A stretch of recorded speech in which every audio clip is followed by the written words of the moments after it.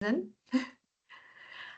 Uh, well, good morning and welcome everyone to the second edition of the City Talks, which is a series of talks organized by the LDE Center for Sustainability, represented here by Esther and Saskia, as well as the Erasmus Initiative's Dynamics of Inclusive Prosperity in Vital Cities and Citizens, represented by me and also by Erwin, who is going to give the lecture today.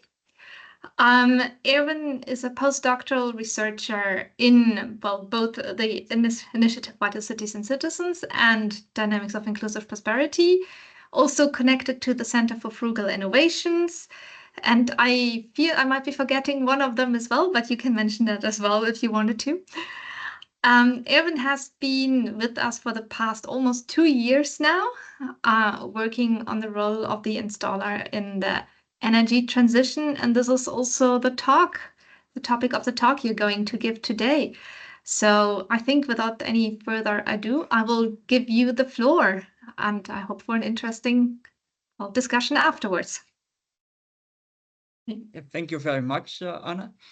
It's a great honor and pleasure to present some of our nearly final findings of the study we have been doing the past 2 years.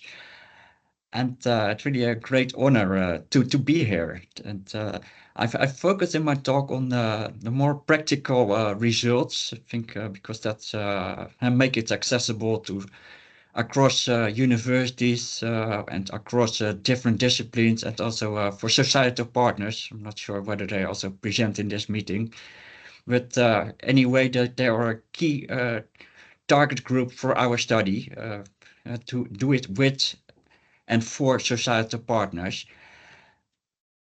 And I think I will present for something about 30-40 minutes. When it's too long, just cut me off, and then we can start the discussion.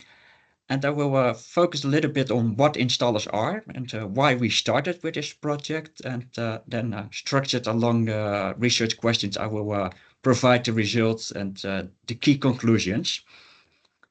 And now let's see whether I'm also have technical problems with sharing my presentation. Can you see it? That's fantastic. Maybe if you make it full screen so that we can. Yeah, that's the next step. Yep. Okay, great. Yep. And now I'm.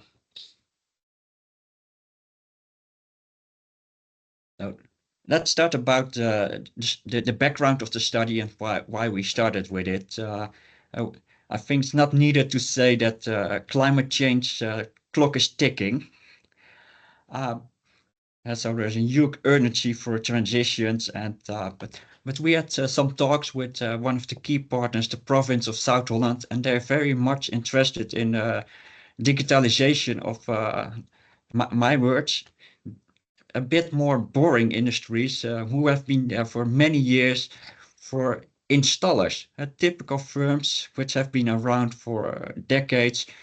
And the hypothesis was they are lagging behind in terms of digitalization, and also in line with the European ambitions to have a digital future and a green future.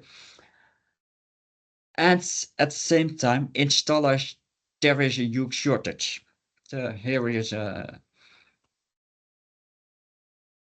plan by the Industry Association of Installers and the construction industry, really focusing to attract more people in these as craft workers. And to give you some other indicators, the PV installers shortage in 2030 will be 1 million, or heat pump installers by the same time, 500,000 jobs are required by 2030. And when we started this project about 2 years ago, there was the sudden war, and suddenly everybody was talking about energy poverty, which is especially the case also in our home region, Rotterdam, where also a partner in this project. Yeah, it's so unfair. The poorest people live in buildings with the largest need for energy retrofitting. So this is why we focus on installers. And from a theoretical relevance, there are various fields which we use, but what they share is that there are hardly any attention to installers. And what is known, I try to summarize it in this picture, what we are very good. It's discussed in the theory on transmission intermediaries, basically saying that installers are in the middle between energy users, households, or firms. Anyway, in our case, we focus on end users, on consumers, households, and upstream actors, being energy utilities. Think about Eneco in the Netherlands, or transmission and distribution operators. In our case, Stedin in the Netherlands, the grid operators or the district heating operators, suppliers and manufacturers of hardware. Think about the heat pump or a PV panel, and maybe software providers giving smart tools like smart heat pumps.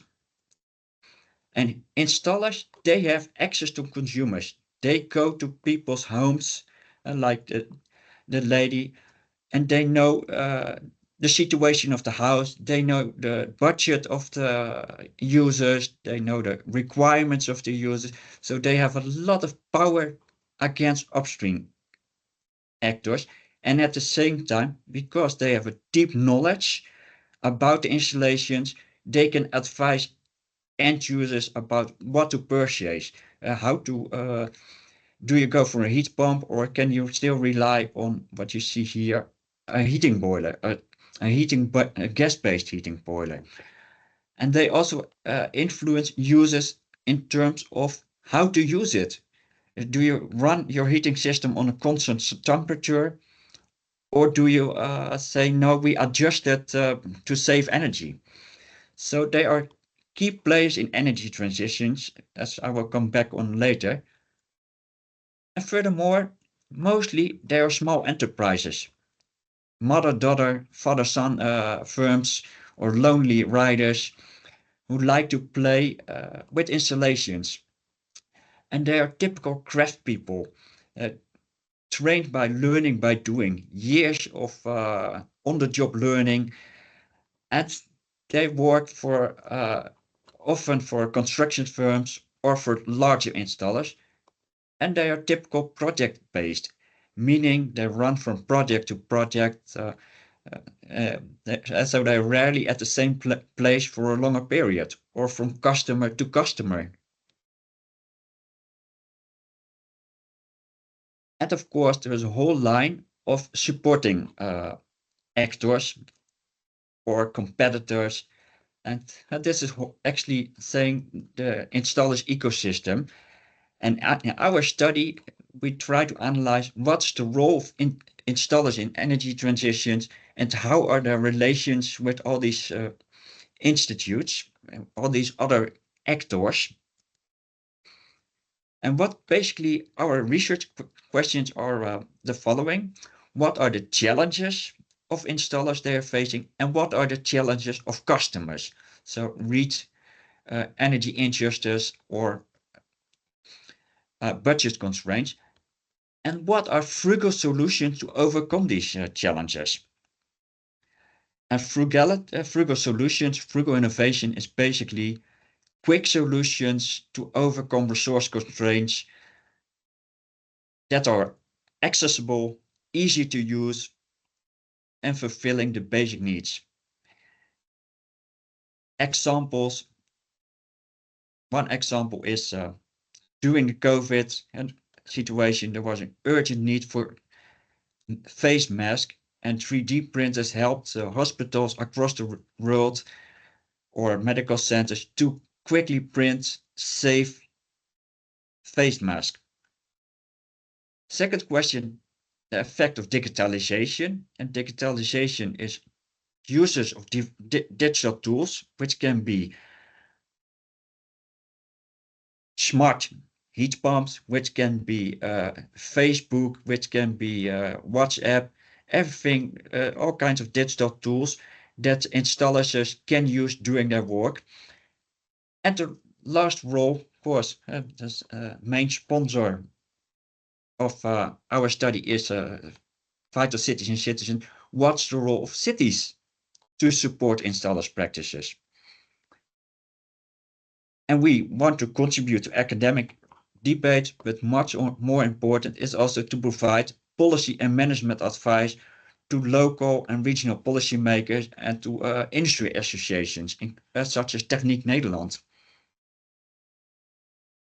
We focus on existing buildings, so not new buildings where you can immediately use new types of installations.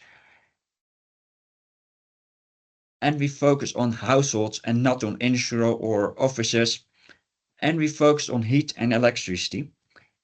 And we do it in 2 case studies of Rotterdam and Gothenburg. And the case studies are based on interviews with all members of the installers ecosystem. And Rotterdam and Gothenburg, they are both post-industrial cities or still industrial cities, as some people argue, with large climate change challenges versus non-industrial cities, but also key assets like a large district heating infrastructure focused, powered by the industries, and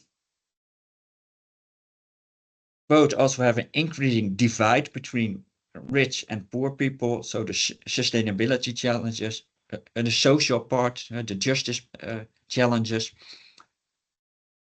And here are the characteristics that are relevant for installers, for our studies, and they differ in terms of sustainability goals. Gothenburg is more ambitious, and they want to have 2030 already as deadline. Rotterdam is a bit more in line with the Paris Agreement and the European ambitions 2050. And Rotterdam is also more focusing on the human part, on the inclusion part, and Gothenburg more on environmental sustainability. And also the starting point, the sustainability transitions is different. And Rotterdam was, in the past, we will say, blessed by natural gas. And this now turns to be a drawback, and with closing of the mines, and that natural gas is not as sustainable as we thought in the past. So we want to get rid of natural gas, and we want to shift to heat pumps or to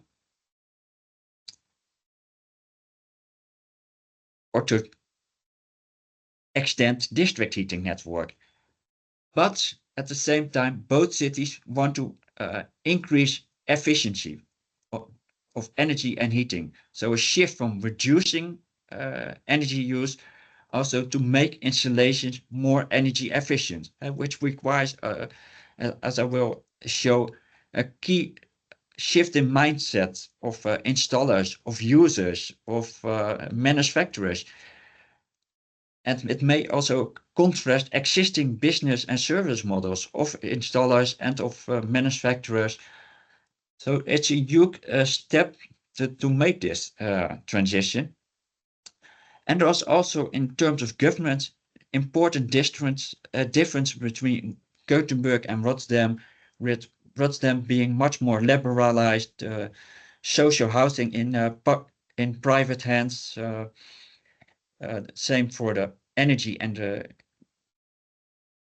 heating infrastructures, mainly operated by private firms, excuse me. And in Gothenburg, this is all in hands of the municipality. So the municipality has much more control to enable these transitions and to interact with installers.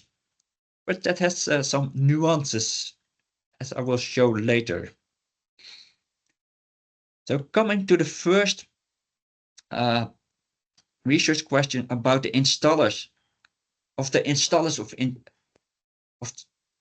challenge of installers in both cities. And in red are differences across the cases, and in the black text are the similarities. And in line with literature, installers are invisible. Both in Gothenburg and Rotterdam, installers can hardly be reached by policymakers. In smart grid projects, installers do hardly participate. Oh, and also for researchers. On the pictures here, you see the Green Village, and here you see part of the ASP Living Lab in Gothenburg. They show new types of technologies, new types of innovations, new types of installations, but hardly these living labs are visited by installers.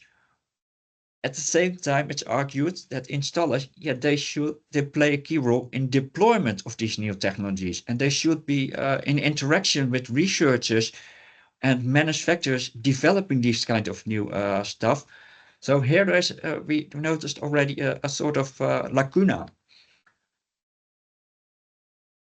And another challenge mentioned by all interview partners is a shortage of installers, and also a shortage of good quality of installers. The market is full with what we call them beunhazen. If you see on the picture on the top, it's coming. The term is coming from the Dutch Car Makers Association, the Car Repair Association. I think it was in the 1980s, warning customers for cheaters, for bunglers, fixing your car quickly, and after driving 10 kilometers, it falls down again. And the same can be happen with installers, because the installation there are so complex.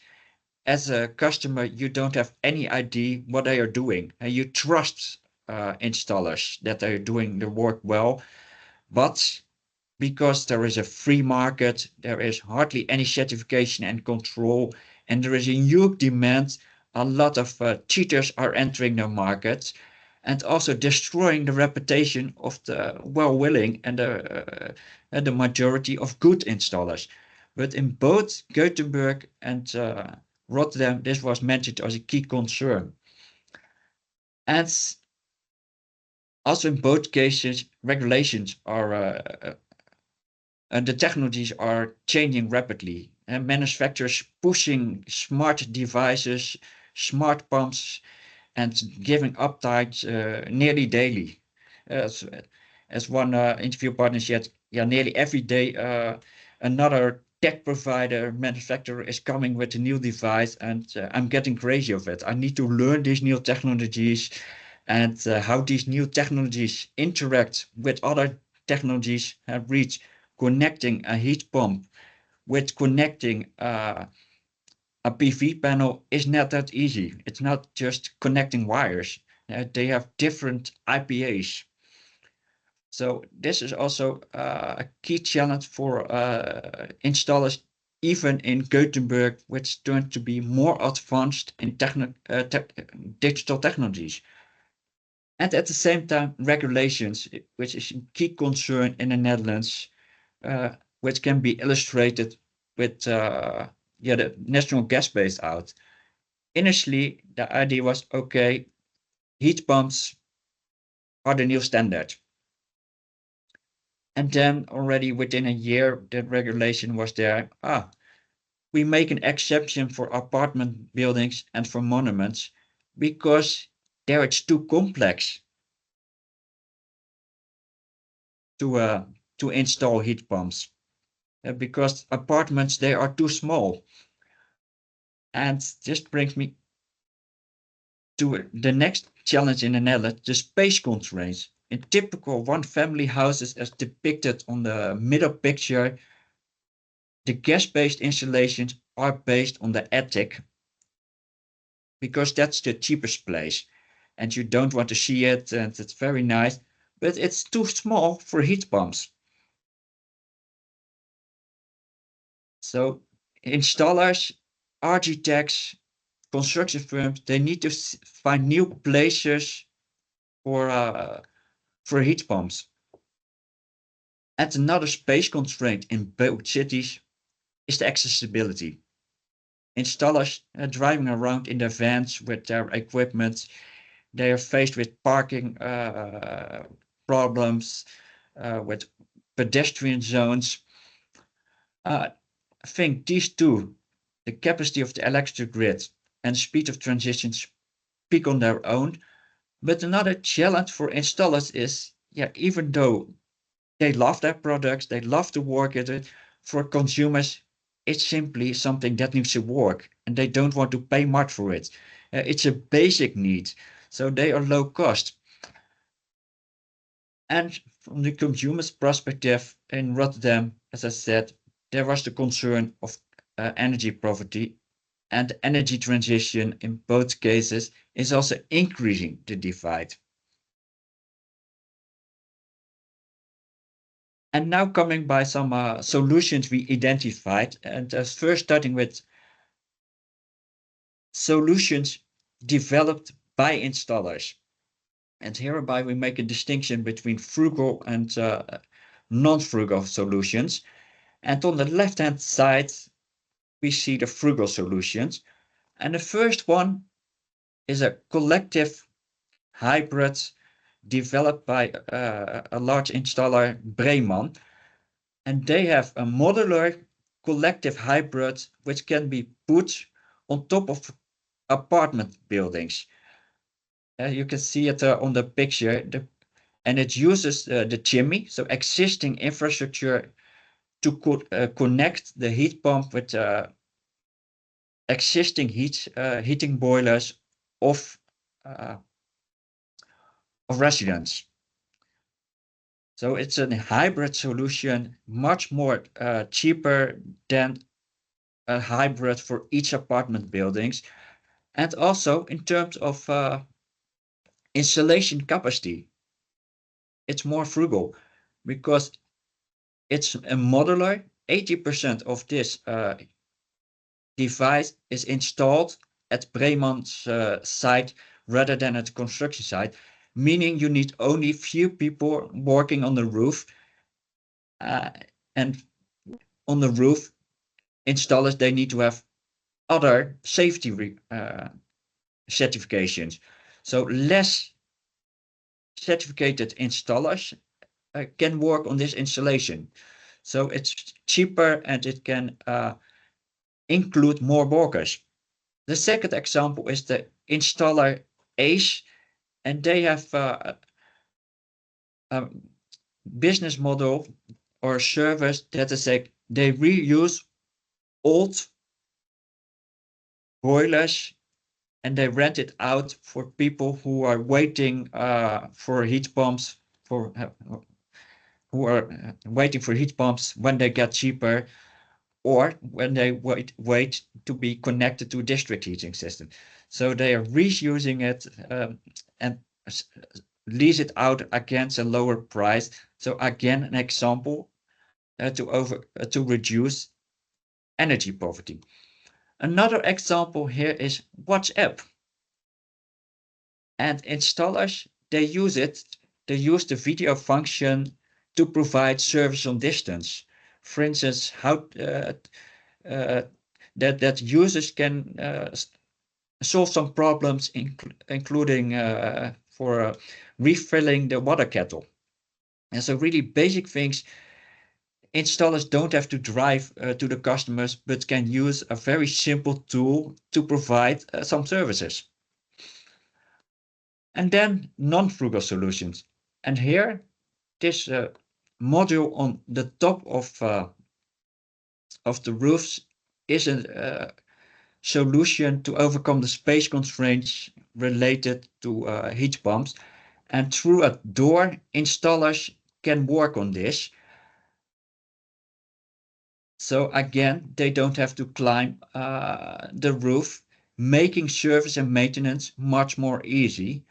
But of course, this is quite expensive and mainly interesting for new buildings.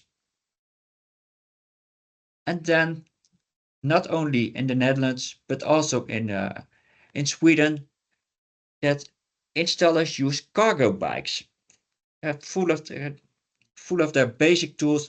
They drive to their customers for repairs and maintenance. But drawback for this one, it's part of a city hub service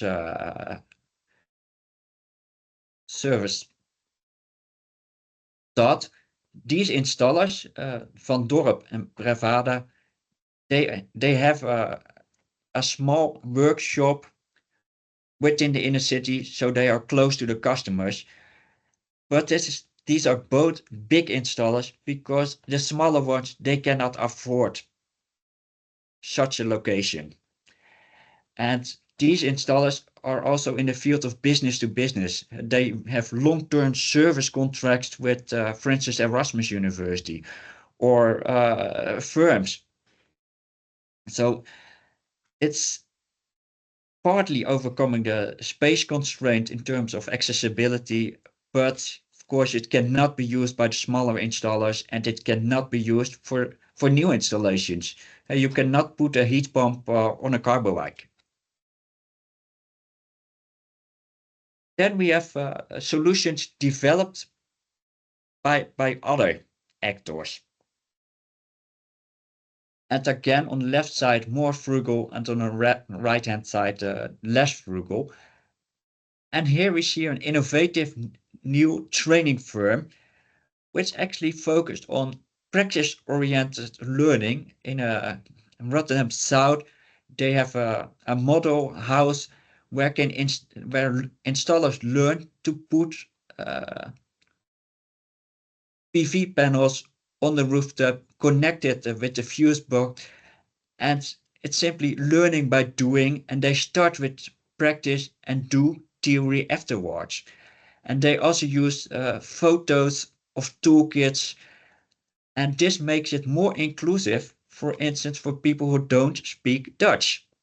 So for migrants, and they also focus on other vulnerable citizens like former prisoners. And the trainers, they are workers of installer firms. And installer firms, construction firms, and they also paying, providing equipment to the beroepentuin, to this training firm, and they also guarantee a job afterwards. So learning by doing and taking more time doing it in a safe environment of this construction hall rather than on a real construction site, hoping to overcome the constraint of the human resources. Here we have an example of a digital solution, an app provided by the firm Intergas, a manufacturer. And this app helps installers to tune, to connect an heat pump or boiler with the heating system in 10 simple steps. So making tuning work more easy. And here, again at the Green Village, but we also examples from Gothenburg of more modular, in this case, PV panels. And in Gothenburg, I also saw them with heat pumps that can be installed through a more plug and play system. So much easier to install. However, also here, we observe some installations, some nuances. And not only that's more easy for customers that they can do it on their own, destroying the key business of installers. No, actually the opposite, because how many PV panels can the grid handle? Can the electric system in your house handle? Can you have one PV channel, 3, 5? Installers, they have deep knowledge about these kind of issues, which lay people don't have. And yeah, there may be serious issues related to safety. And here, main, these are all training. Here we see a vocational training center in mid Sweden, and they develop new type of training, a new type of heat pump training, where heat pump installers also learn how to save energy. Uh, how is the heat pump functioning within a house with an eye on energy saving? So the shell of the house, the isolation is important. How to make heat pump heat loss calculations. So it's a much more advanced course beyond the technology of heat pumps, and also how to interact with customers, how to provide customers advice on what type of installation is needed, and how to isolate your house. So it's much more comprehensive advice. And yeah, this heat pump training center is a pioneer in this sense. Manufacturers and wholesalers like Wasco in the Netherlands and Solar Grosjean, they are wholesaler. They also provide training for installers, that they learn to work with new technologies, and that they uh, develop projects. How what devices do you need to make an installation? And here another example of a manufacturer providing a solution. And as you can see, also this modular box helps to make repair and maintenance more easy. Now coming back to some conclusions related to the first questions on frugal innovation. And here there is, on the one hand, a huge cry for frugal solutions. A climate clock is ticking, increasing poverty. Also, installations, they are not sexy, they need to be cheap. But at the same time, the climate clock, there is a huge pressure for installers. They can also make them lazy. They can lay down, do 3 jobs instead of 5, earning the same money. So why rushing? I'm not saying all of them are doing that, but some are doing that. So they slow down transitions, and they and also important is this new grab. So not the best one I developed, but is related to the complexity of installer work and the diversity of installers. Also coming with quick courses of installers developed, for instance, by De Beroepentuin, or crash courses by manufacturers. Yeah, in reality, it's on-the-job learning, and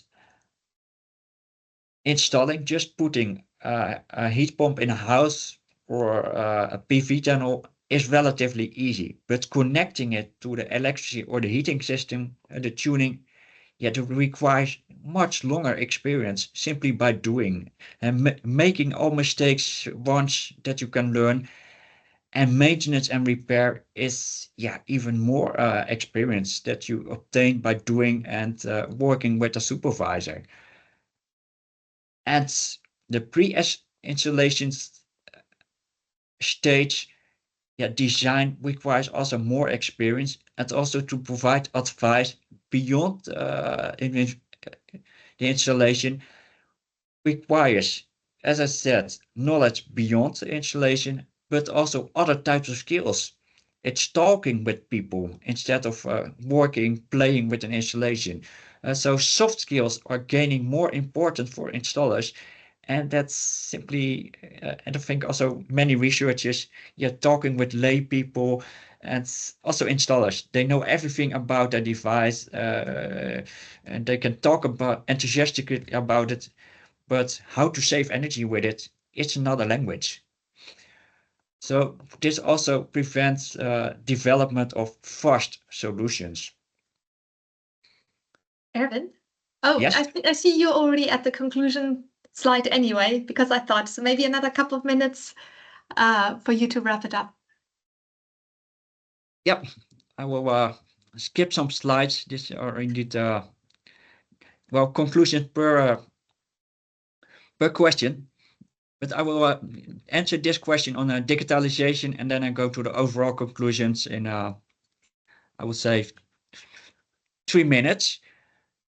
But in line with the results on digitalization, or in line with frugal innovation, there is also a need for digitalization driven by new regulations, like in Sweden, municipal houses forces installers to work with digital monitoring platforms, and also in the Netherlands that will happen.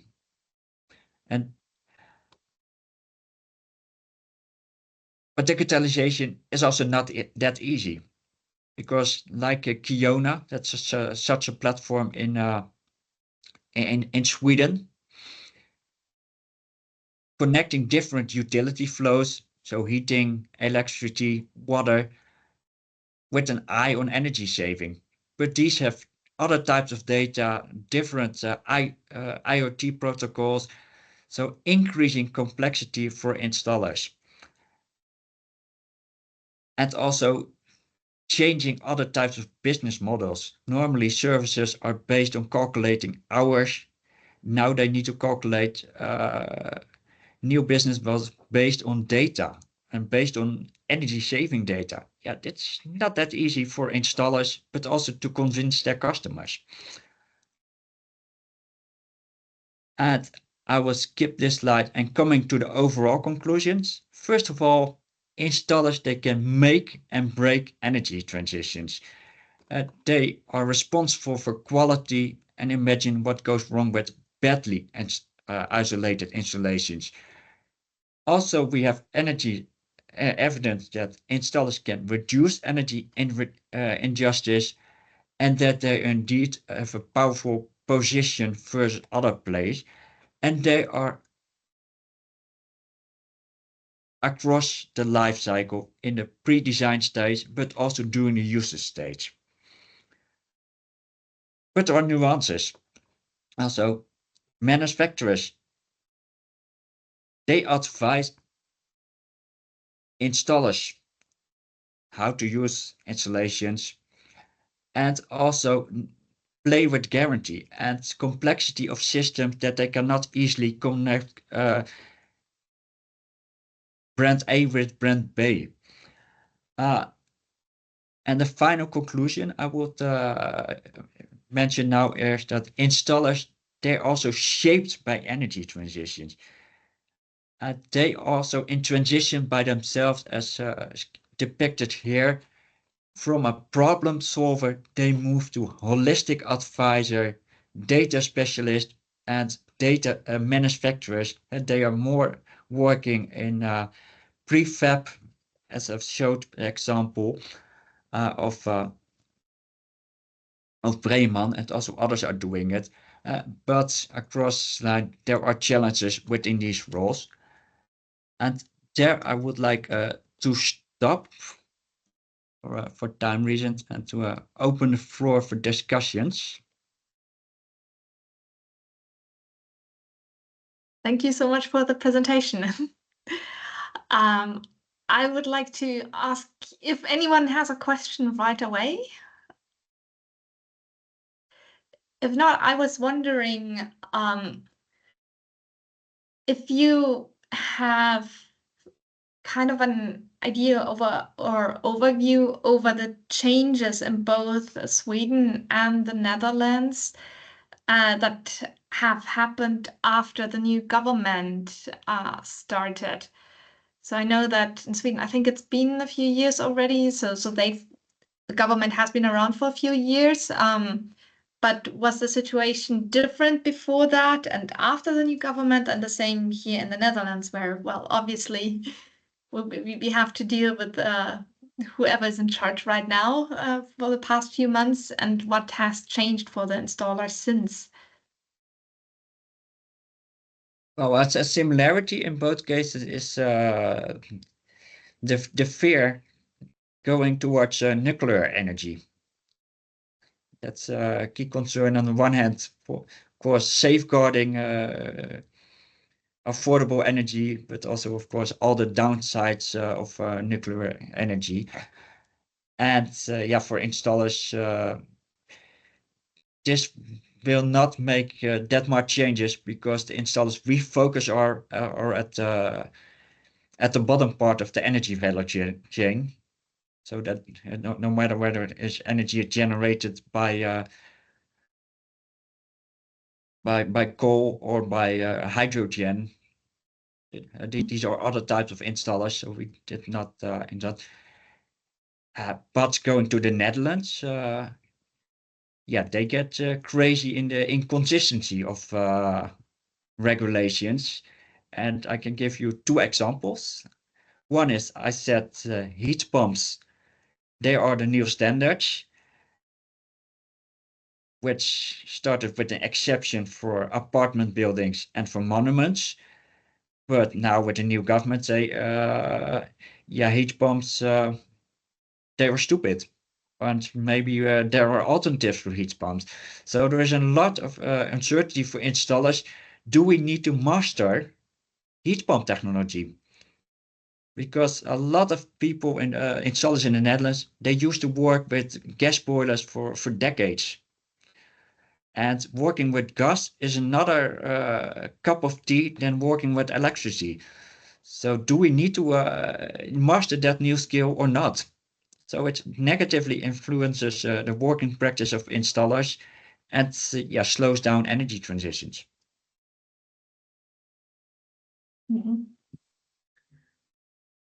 Yeah. No, I also have a question, but maybe you were not finished, Anne, so please. No, go ahead. Yeah. Go ahead. Yeah. Thank you, Erwin. You were introducing in the beginning that there is this, well, informal, unregulated workers as well, the beunhazen, as you as we say in Dutch, in the market. How do you and you identified it as a challenge, but in the conclusions I did not really see something about that. So I was actually wondering, how does that turn out in practice? Like, what extra challenges are there related to this group of installers? And do you have any idea, or did your research give any hints on how those challenges can be overcome? Yeah, well, thanks for asking. I like that, and that's a good answer to come to the conclusion which I rushed through. Yeah, so great. You get an opportunity. Yeah. Starting with the first part, how is it a challenge for installers? It endangers their reputation. They are highly reputed, and there are most of them have long-term trust relations with their customers. And if other cheating it or putting it negatively in the news, yeah, it's a concern for the well-willing installers. And also from a societal point of view, yeah, there are really serious risks. Think about PV panels. When they are not well connected, it can create fires, which already happened in the Netherlands in some cases. So that's a concern. And also installers, they themselves are doing things against it. The Installers Association, they are coming with public campaigns from the PV channels. They make sure that you find the right installers who are trained. And also for heat pumps, heat pumps are not dangerous and they are good. So and installers themselves, they're also warning their colleagues from don't do it. Or also with the subcontractors, there's okay, when they subcon something to a beunhaas, and they won't do it a second time. So there's also learning within the sector. And what can be done, for instance, by governments, is to link subsidies to certificates. There are certificates and quality labels, but in many cases they are not obligatory. But and of course, you can develop a certification system, but that takes decades. Illustrated for transitions.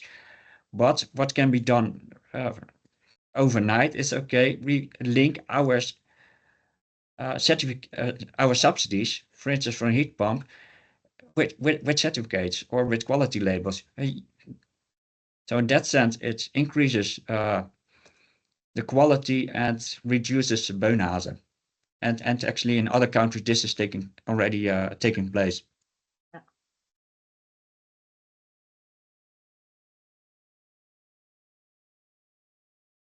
Yeah, I have one more question, maybe something that came up because I was wondering, and maybe this is not in the scope of your research, but I'm just thinking out of my own experience because I live in the south of Rotterdam, and we have an apartment, like a small association of owners that's really not big, and those associations need to approve installations or whatever happens for energy transition.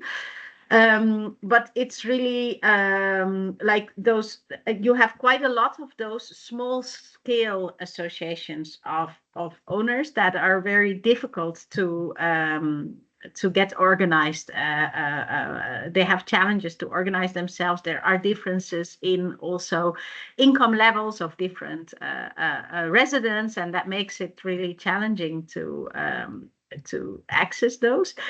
Is this in your work around, because now comes my question, you identified energy poverty as an issue. Did you see a differentiation there in challenges with people who live in social rent, which maybe is in a way easier to access for the installers, or with the people where you see poverty as well present in people who are owners of their house or who rent in the private sector?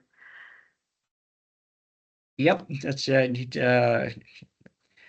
very much in line with your story. I also thought in the beginning the largest challenge are with social housing, people living in the social houses, but that turned to be a wrong hypothesis, because the installers, the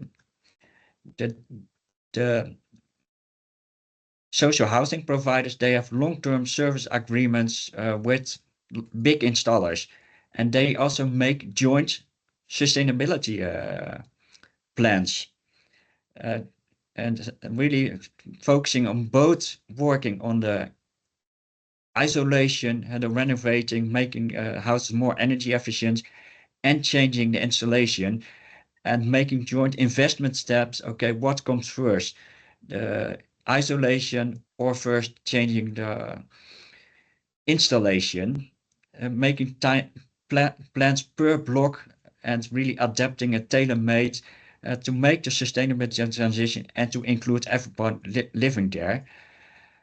And for the rich people, it's easy, but the challenges are indeed working for those. I'm not sure whether you're referring to VVA's. Yeah, that's what I. Yeah. And yeah, that's indeed a challenge for the installers, and we don't have a solution for that. Yeah, the only thing, the smaller installers having individual customers living in these VVEs, yeah, they sometimes give discount or provide some services for free on their services when it's very simple, helping their customers. But when it's about connecting to district heating or a heat pump, yeah, especially because it's collective within individual households, that's a nut which is not cracked yet by installers. So, and it's also a key concern for the city of Rotterdam, actually. Yeah. Yeah, I know that they do all kind of subsidy programs and try to, yeah. But No, you I don't also, see it in Gothenburg. You don't have that challenge. Is it different? yeah, that's indeed one of the things that actually the slide I skipped. In Gothenburg, it's better not to say social housing.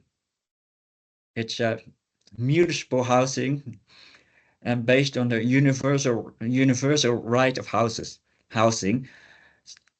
I think, and the Municipal Housing Corporation, there is one group consisting of 7 firms.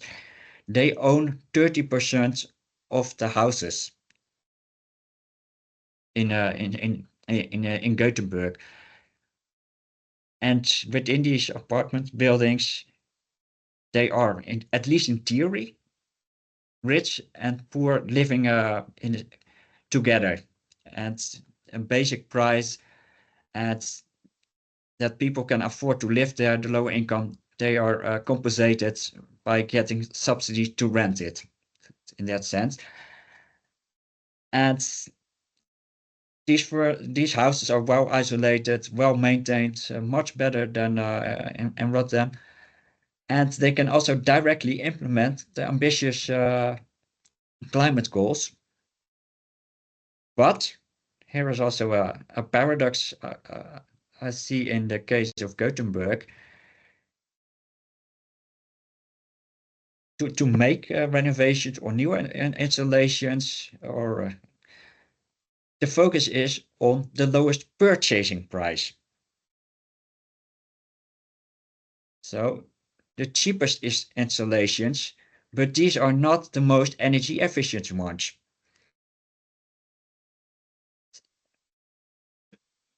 So Yeah. here Gothenburg is sort of twisted in their own system. So that's coming back to your question. It's not a concern from inequality or poverty, because people are compensated with their income, but making the transition towards more energy efficiency is a challenge because of the focus on purchasing rather than on usage price. Yeah. And that's true for the energy utility. Think it's about changing electric grid or making the district heating more smart with more sensors that you can also focus on energy saving instead of only detecting leakage. District heating systems are quite dumb in that sense, both in the Netherlands as well as in Sweden.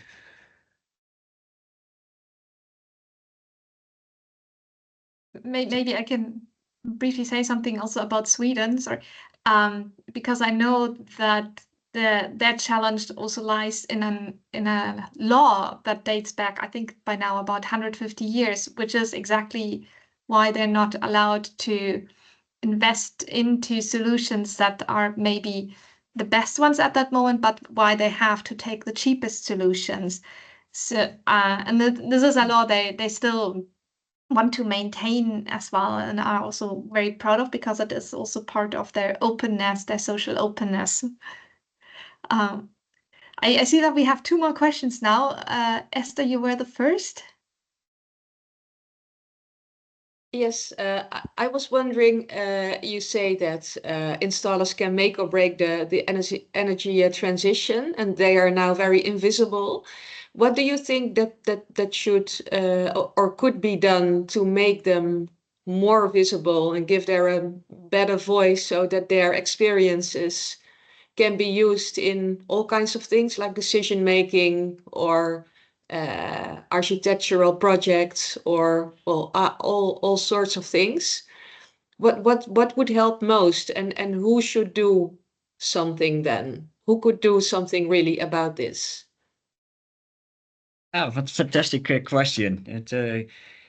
That this helped me for the final stage to come up with recommendations. And yeah, everybody can do something. But let's focus now on the city governments, because or the city or national governments. One thing is that you oblige in projects, for instance, smart grid projects or smart heating project, that you oblige people, construction firms, or the large installers to include smaller installers. Provide the subsidy only on the basis when the smaller installers are on board as well. Or the industry association, that they also go to these to the green village, to the living labs, to host some annual meetings they have. Okay, do it at the green village, that they can see and talk about the installations of the future and give feedback on these kind of installation. So research institutes together with associations can do something,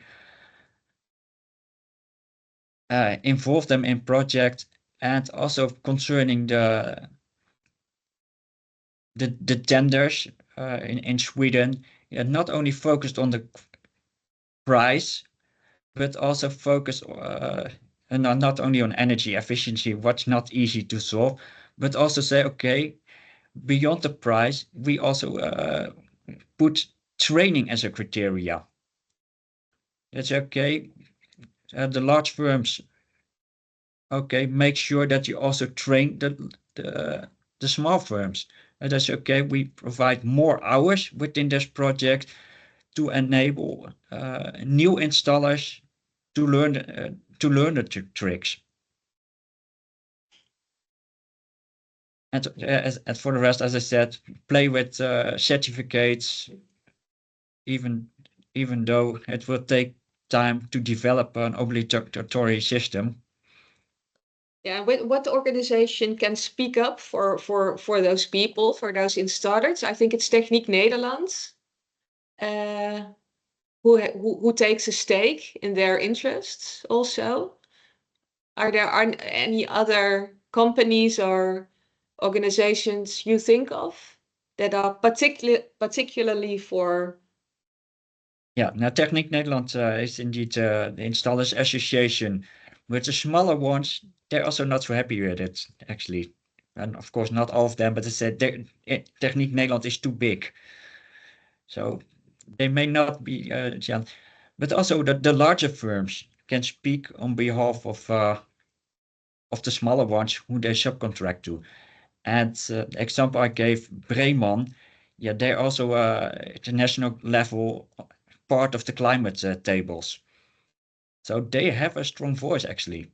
Mm-hmm. But the challenge is to trickle it down to the smaller ones.